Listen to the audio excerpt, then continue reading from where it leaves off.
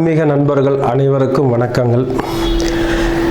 இன்றைக்கி எதை பற்றி பார்க்க போகிறோம்னா, இந்த புரட்டாசி மாதத்தில் நம்ம 12 ராசிக்கு உரிய என்னென்ன அமைப்பு இருக்குது, எப்படி இருக்குது, இந்த மாதத்தில் இந்த 2025 எந்தெந்த அமைப்புகள்லாம் வர இருக்குது அப்படிங்கிறத பற்றி பார்க்கலாம்.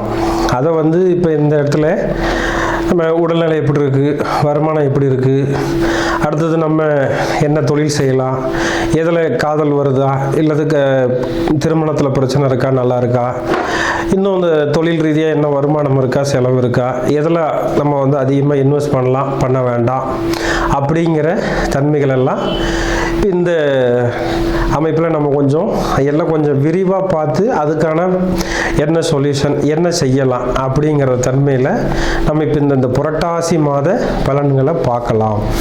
அதில் இப்போ ஒவ்வொரு கணக்குலேயும் ஒவ்வொரு சூழல்கள் வரும். ஒவ்வொரு ராசிக்கு இந்த மாதிரி செய்யலாம், செய்யக்கூடாது அப்படிங்கிற ஒரு சூழல்லாம் இருக்கும்.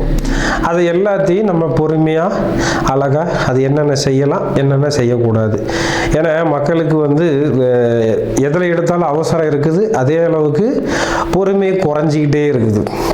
அப்போ அந்த பொறுமையாக என்ன சொல்ல வரோம், அதில் இருக்கிற ப்ளஸ் ஆர் மைனஸ் என்ன, அதை தெரிஞ்சு அதை அனுபவப்படுத்தி அதை நீங்கள் உங்கள் லைஃப்பில் பொருத்தி அதை நல்ல ஒரு ஆழ்ந்த சிந்தனையோடு எடுத்துகிட்டு போய் அதை நீங்கள் சரியாக பயன்படுத்திக்கிறீங்கன்னா இந்த ராசி பலன் அந்த விஷயம் இருக்கு இல்லையா, அது ராசி பலன்.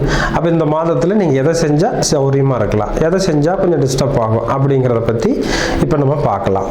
அடுத்ததாக ரிஷபராசி நேயர்களுக்கு எப்படி இருக்குது அப்படின்னு இப்போ பார்க்கலாங்க. ரிஷபராசி நேயர்களுக்கு இந்த புரட்டாசி மாதம் 2025 பொதுவாக வீடு, வாசல், நிலம், சொத்து, வண்டி, வாகனம் இதன் பேரில் நிறைய ஆசைகள் வரும். வாங்கலாம் அப்படிங்கிற எண்ணம் வரும். அதுக்கு கடன் வாங்கலாம் அப்படிங்கிற ஒரு எண்ணமும் வரும். இதில் கொஞ்சம் கவனமாக இருந்துக்கிறது இந்த மாதத்தில் சரியாக இருக்குங்க. இது முடிஞ்ச அளவுக்கு குழந்தைங்களுக்கு, அதே மாதிரி இல்லை அது குழந்தை இல்லை எனக்கு லேட் ஆகுது அப்படின்னா அவங்களுக்கு இந்த மாதத்தில் இந்த சூழலில் கணவன் மனைவி அந்யோன்யமாக இருந்தாங்கன்னா குழந்தை வர்றதுக்கும் ஒரு வாய்ப்பு நிறைய இருக்குது. அதுக்கான தன்மைகளும் இருக்குங்க. அடுத்ததாக தாயாருக்கு ஒரு மருத்துவ செலவோ அல்லது தாயார் வெளியூர் போய் வர்றதுக்கோ, தாயார்கிட்ட இருந்து ஏதோ ஒரு ஆதரவு குறைவாக இருக்கிறதோ நடக்கிறதுக்கு ஒரு வாய்ப்பு இருக்குது. அதை கொஞ்சம் கவனமாக பார்த்துக்கிறதுக்கு ஒரு நல்ல சூழல் வேணும். அடுத்ததாக பார்த்திங்கன்னா, செலவு வருமானத்தை விட செலவு அதிகமாக வர்றதுக்கு இப்போ ஒரு வாய்ப்பு இருக்குது. ஏன்னா இந்த ரிஷபராசிக்கு வருமானத்தை விட கூட செலவு வர்றதுக்கு ஒரு வாய்ப்பு நிறையா இருக்குதுங்க. அடுத்ததாக எப்பயுமே 5ஆம் இடத்துல புதன் அவர் ஆட்சி பலம் உச்ச பலம் ஆகும் போகிற காலத்தில் பத்திரப்பதிவு சம்பந்தமாக சில சிக்கல்களும் வரும், ப்ளஸ்ஸும் வரும், மைனஸும் வருங்க.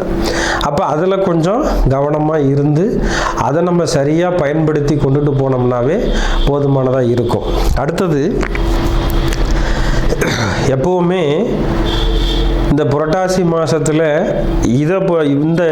இந்த ஒரு வருஷத்தில் மட்டும், இந்த மாதத்தில் மட்டும் கொஞ்சம் அது ஆஃபீஸில் வேலை செய்கிறவங்க, அலுவலகத்தில் இருக்கிறது, அல்லது ஒரு இடத்துல நம்ம ஃபிக்ஸடாக நம்ம இது தொழில் செய்கிற இடம்னு சொல்லி அலுவலகம்னு சொல்லி வச்சுருக்கிற இடத்துல கொஞ்சம் யதார்த்தமாக கேர்ஃபுல்லாக இருக்கிறது நல்லதுங்க. ஏன்னா ஒரு சிலர் தப்பான ஒரு சூழலை கொண்டு வரதுக்கு வாய்ப்பு இருக்குது. வேலையில் டிஸ்டர்ப் ஆகலாம். அந்த செய்கிற வேலையில் கூட நண்பர்கள் யாராவது ஒருத்தர் பேரை கெடுத்துட்டு போயிடலாம். அந்த மாதிரி சில தன்மைகளும் வேலை நடக்கிறதுக்கு இருக்குது. அடுத்ததாக பார்த்திங்கன்னா, 6ஆம் இடம் அப்படின்னா அந்த சுக்கிரன் பொதுவாக இவங்களுக்கு 4ஆம் இடத்துல இருக்குது. அப்படி கேதுவோடு சேர்ந்துருக்கிறது சில கடன் தொல்லை, சில பிரச்சனைகளில் இப்போ தொழில் செய்யலாம், அந்த கார் வாங்கலாம், இந்த வண்டி வாகனம் வாங்கலாம்னு சொல்லி அது வழியாக கடனை உருவாக்கிக்கிறதுக்கும் இங்கே சூழல் இருக்குது. அப்போ அதெல்லாம் நம்ம கவனமாக மெயின்டைன் பண்ணி அடுத்தடுத்து நம்ம வர சூழல்களை பார்த்துக்க வேண்டி இருக்க சூழல் ஒன்று இருக்குது. ரெண்டாவது, இந்த ரிஷபத்துக்கு இப்போ வந்து 10ஆம் இடத்துல ராகு இருக்குது. 10ஆம் இடத்துல ராகு இருந்தால் பதவி உயர்வு கிடைக்குன்னு சொல்லுவாங்க. ஆனால் இந்த மாதத்தில் கிடைக்காது. அது வந்து கிடைக்கிற சூழல்லையும் டிஸ்டர்ப் தான் ஆகும். பெரிய லெவலுக்கு போகலாம் அப்படிங்கிற மாதிரி போய் ஒரு வந்து அது வந்து ரிஸ்க் அதிகமாக போய் கவலைகளை கொடுக்கக்கூடிய சூழலுக்கு வந்துடும். அப்போ அந்த வந்து நம்ம முதல்ல வந்து புரிஞ்சு அதுக்கான தன்மைகளை போயிடணும். ஏன்னா 2ஆம் இடத்துல குரு இருக்கிறதுனால நிறைய ஆசை வருங்க. ஆசை வந்தாலும் அதை வந்து தொந்தரவு இல்லாமல், ஏன்னா வருமானம் வரும் அப்படின்னாலும் அதை வந்து நம்ம வருமானம் வராதுக்கு மேலே நம்ம செலவு ரெடி பண்ணுறதுக்கு எண்ணங்கள் தோன்றும்.